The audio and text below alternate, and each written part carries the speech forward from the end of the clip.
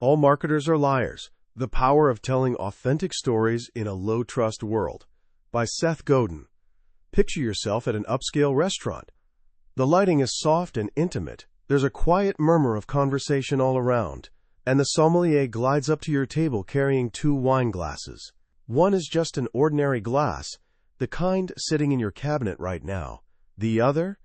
It's this stunning piece of crystal art with a delicate stem that practically screams luxury.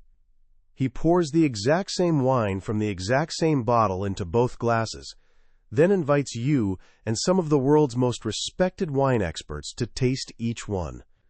Almost everyone agrees without hesitation. The wine from that gorgeous crystal glass tastes dramatically better, richer, more layered, more vibrant.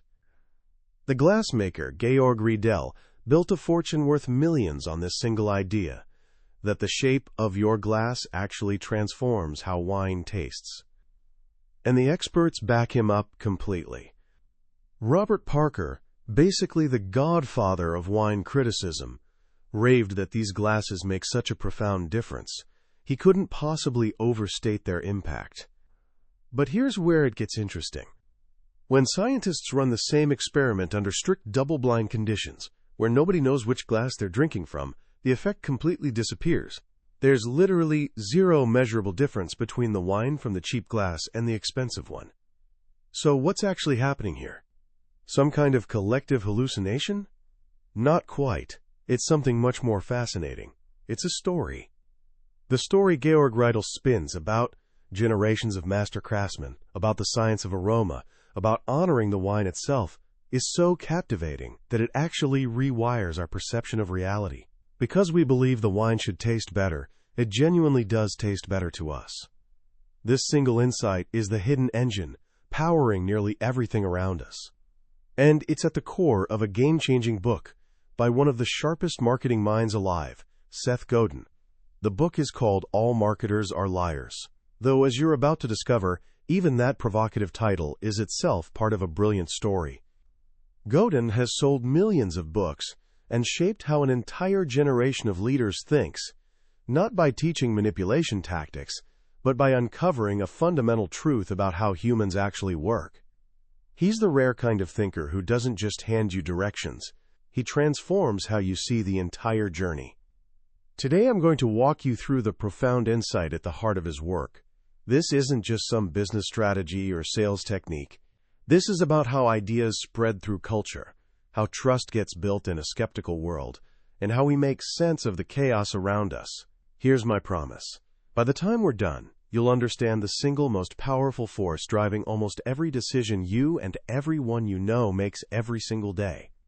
And you'll see how the most successful people and organizations on the planet use this force not to manipulate people, but to forge genuine connections and deliver real value in a world starving for authenticity. Because here's the truth. We don't actually buy products. We buy the stories wrapped around them. And the story you tell, that's everything. Let's start with something that might make you squirm a little. You're a liar. So am I, by the way. Before you get defensive, I'm not saying we're malicious deceivers. We're not deliberately spreading harmful falsehoods. But we do tell ourselves stories constantly, every single day, to make sense of an overwhelmingly complex world. These stories are mental shortcuts. They're small untruths we embrace because they help us navigate reality.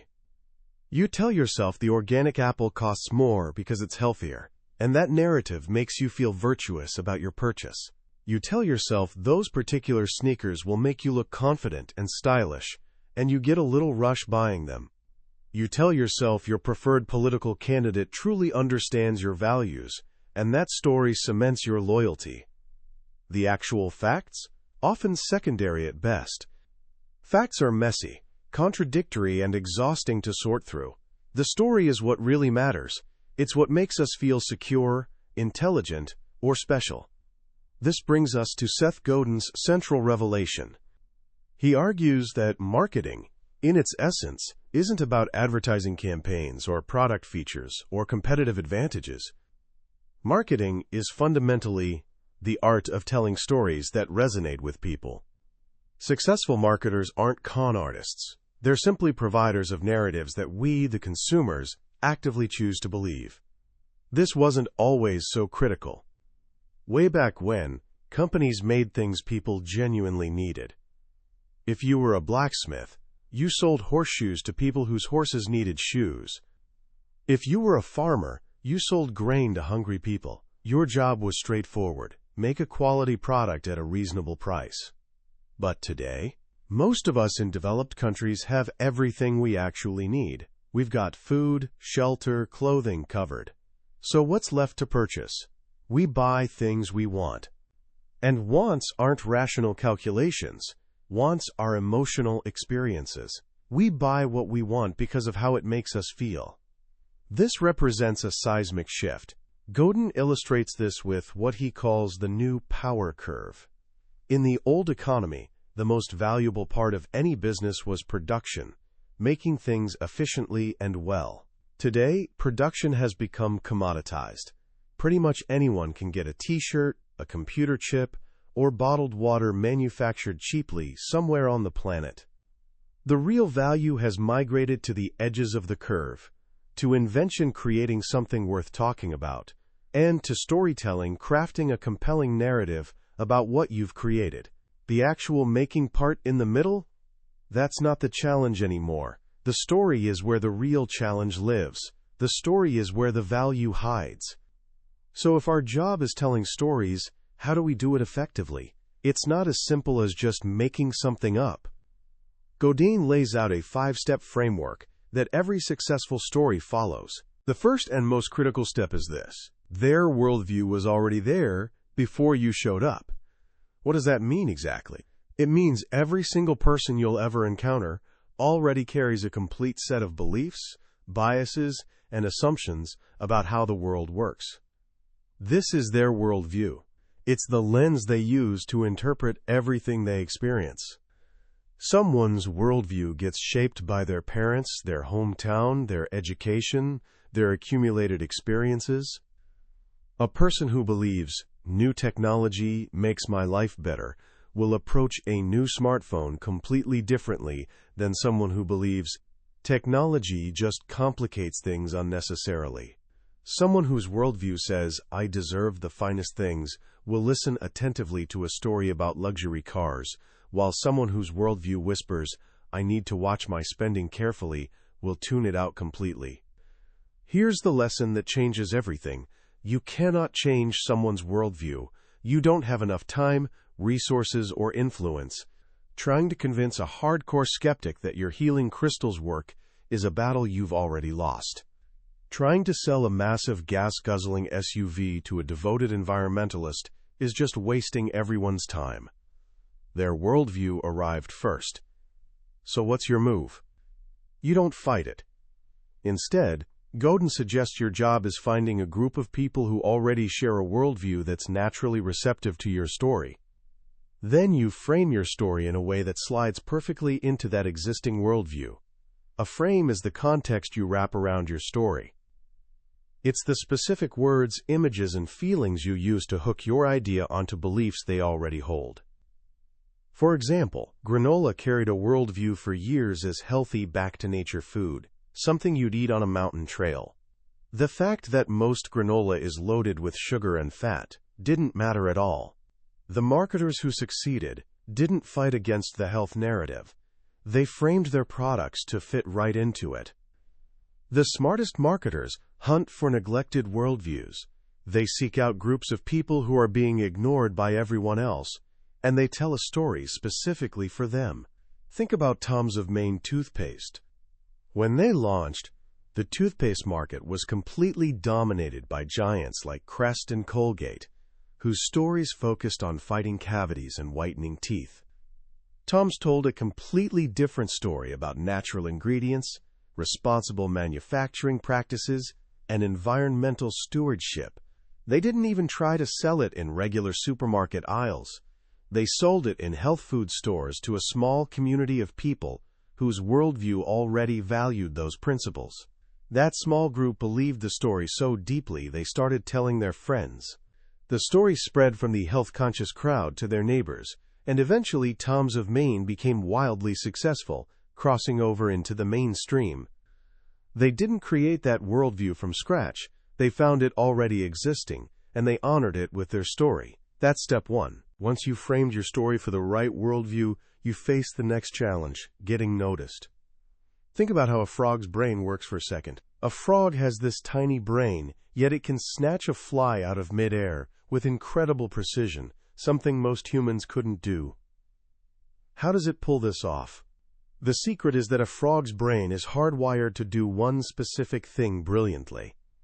It ignores everything standing still and only registers things that move.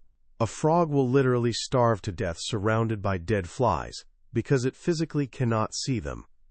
Our brains work remarkably similarly, just more complexly. We're constantly scanning our environment, and we're programmed to filter out the familiar while noticing what's new, different, or changed. You can walk past the same painting in your hallway 100 times without really seeing it, but if someone shifts it 6 inches to the left, you'll spot it immediately. This is why playing it safe is actually risky, and why boring is effectively invisible. In a marketplace screaming for our attention, creating a product that's just slightly better or marginally cheaper is like being a dead fly. Nobody will notice. To capture attention, you must be remarkable. You need to create enough of a change in the landscape that people are forced to look. But the instant we notice something new, our brain immediately shifts into another mode. It starts making assumptions. It tries constructing a story to explain what it's seeing. This leads to step 3, first impressions launch the story.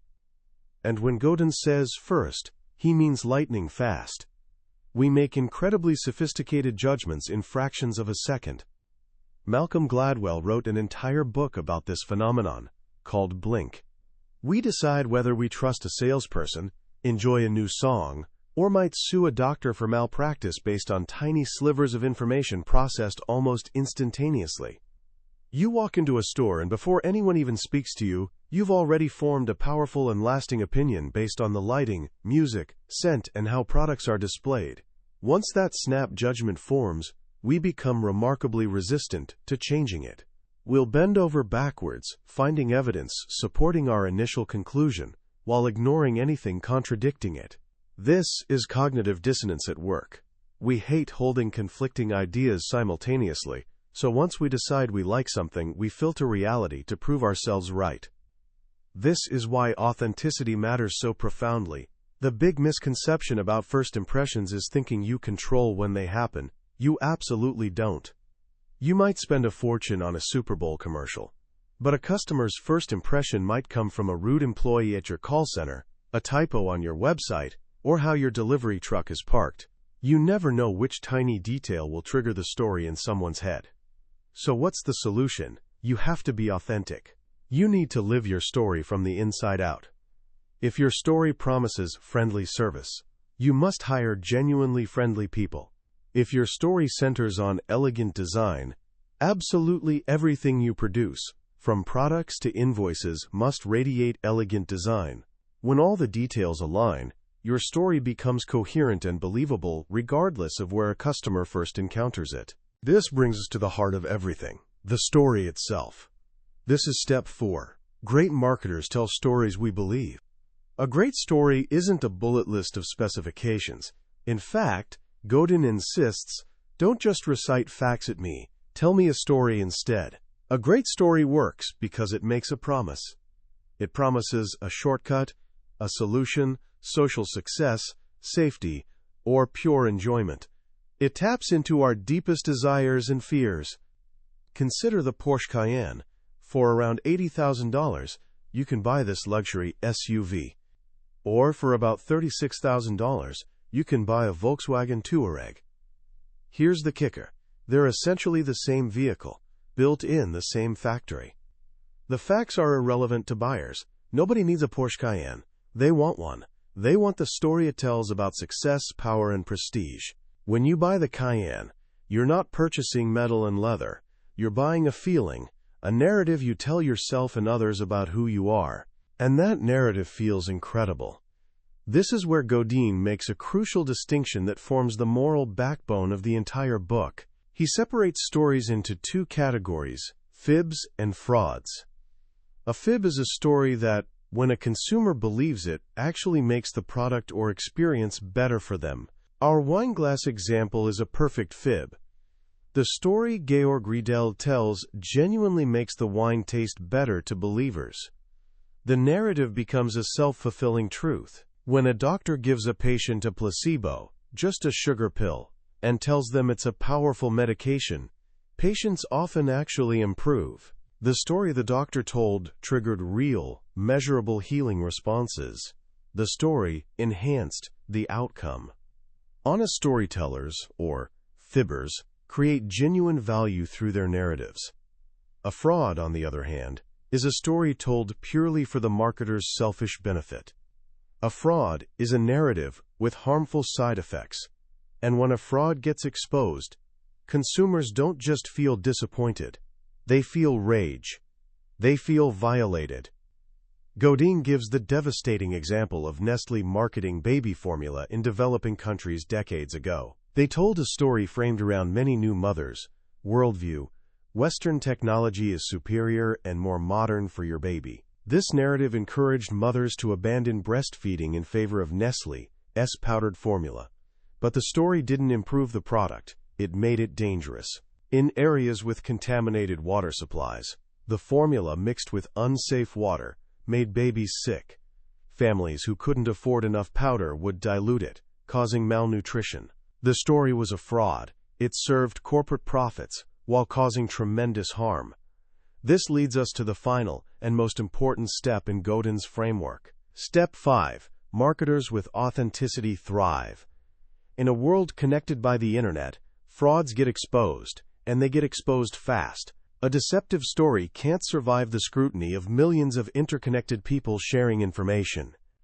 If you promise one thing but deliver another, the entire world will know about it before sunrise. The only sustainable strategy, the only approach that builds lasting trust and loyalty, is being authentic. Being authentic means you actually live the story you're telling. It means you believe the narrative yourself. The people at Nike aren't just selling athletic shoes. They're genuinely obsessed with performance and athleticism. The designers at Apple aren't merely making computers. They're on a genuine mission to build tools that are beautiful and intuitive. Their stories work because they're authentic, not factually perfect in every detail, but true in their intention, consistency, and passion. When you're authentic, every single detail aligns naturally. Your story isn't just a slogan slapped onto a product. It is the product. It is the service. It is the entire experience. Consider Kiehl's, the cosmetics company. Walking into one of their original stores was an experience unlike anything else. There was literally a motorcycle parked in the middle of the floor. The staff possessed encyclopedic knowledge. The labels were packed with detailed information, and they gave out generous free samples. The entire environment told a story about a unique, passionate individual who cared deeply about their craft, not some faceless corporate entity. Customers fell in love with that narrative. The story they told themselves, that this is genuine, artisanal product made by someone who truly cares, made them feel special. And that story proved so powerful, the business thrived for years, even after being quietly acquired by the massive corporation L'Oréal. The story was authentic enough to survive corporate ownership. Ultimately, Godin's message carries both a warning and an incredible opportunity. The power to tell stories is the most potent force for change we possess. But with that power comes serious responsibility. You can use it to create frauds that exploit people's fears and desires for quick profits. Or you can use it to tell authentic stories that genuinely connect with people, enhance their experiences, and spread ideas that actually matter. The choice belongs to us. And in the end, it's pretty straightforward. All marketers are storytellers. But only the losers are liars. As we step back and look at the complete picture Seth Godin has painted, it's natural to feel slightly unsettled. The idea that we're all storytellers operating on narratives rather than pure logic can be uncomfortable, but I actually find it incredibly freeing. It releases us from the trap of thinking success only comes from having more data. lower prices, or louder advertising. It gives us permission to be artists, not just efficient operators. The most transformative lesson in this book, from my perspective, is the profound importance of empathy. Before you can tell a story that works, you must first have the humility to genuinely understand your audience's worldview. You have to stop obsessing over what you want to say and start thinking deeply about what they're ready to hear. This represents a radical departure from traditional, self-centered marketing approaches. It forces you to listen first, to observe carefully, to connect on a human level before you ever attempt to persuade. In today's world, which Godin accurately identified as a, quote, low-trust world, this insight matters more than ever. We're absolutely bombarded with information and noise, so our natural defense mechanism is deep skepticism about everything. We don't trust institutions, we don't trust advertisements, and we often don't trust people we haven't personally vetted. So how does any idea actually break through? It breaks through when it's carried by a story that feels authentic, told by someone we believe in, and aligned with truths we already hold deep inside. Authenticity isn't a clever tactic. It's genuinely the only strategy that still works. So how can we actually apply these powerful ideas in our own lives? Starting right now, here are a few concrete actions you can take today. First, the next time you need to persuade someone of anything, whether it's a potential employer during an interview, a teacher about a project idea, or even a friend about which movie to watch, pause and ask yourself, what's their worldview? What do they already believe about this situation? Instead of leading with your facts and your agenda, try framing your idea in a way that honors their perspective first. You'll be genuinely amazed at how much more receptive people become when they feel truly seen and understood. Second, look at something you're currently working on, whether it's a project, a personal brand, or a small business concept, and ask yourself, what's the real story I'm telling here? Not the features or specifications, but the emotional promise underneath. Is it a story about safety, adventure, belonging? Clarify that story until it becomes simple, compelling, and true. Then examine every single detail of what you're doing. Does your website tell that story? Does your email signature tell that story? Does the way you answer the phone tell that story? Make it consistent. Make it authentic. Finally, embrace the idea of being a fibber in the most positive sense. A fibber is someone whose story genuinely adds value to the world. Ask yourself, does the story I'm telling make the experience better for people who believe it? Does it give them more confidence, joy, or satisfaction? If the answer is yes, you're not just marketing. You're genuinely making things better. You're using your story to create a better reality. That was our journey through All Marketers Are Liars by Seth Godin. We've explored the core concepts today, but I'll be honest, a summary can only scratch the surface. The real power of a book like this comes alive when you read it yourself. It's in those quiet moments when one of Godin's simple, powerful examples connects with a challenge you're facing in a way you never expected. This summary is your map, designed to help you see the landscape and decide if this journey is right for you. If anything we've discussed today has sparked a new idea or shifted your perspective even slightly, I really encourage you to grab a copy. Reading it isn't just about learning. It's an experience that can genuinely transform how you communicate, connect, and see the world. You can find a link to the book in the description below. Also, if you found this summary valuable and it gave you something worth thinking about, please show your support by hitting that like button and subscribing to the channel. That way, you won't miss our next deep dive into another transformative book from the billionaire's bookshelf. Let's keep learning and growing together.